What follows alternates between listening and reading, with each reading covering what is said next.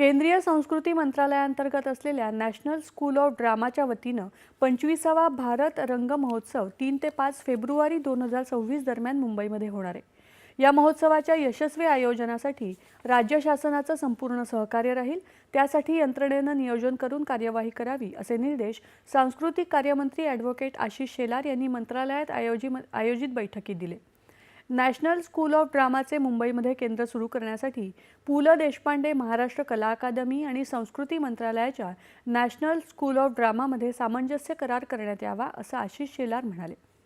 मुंबईमधल्या केंद्राच्या माध्यमातून नाट्य क्षेत्रातल्या वारसा परंपरांचं संवर्धन आणि कलाकारांचं सक्षमीकरण होईल असा विश्वास शेलार यांनी यावेळी व्यक्त केला।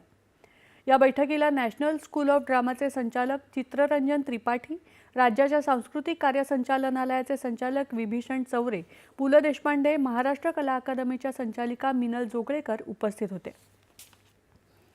राष्ट्रपिता महात्मा गांधी आणि लाल बहादूर शास्त्री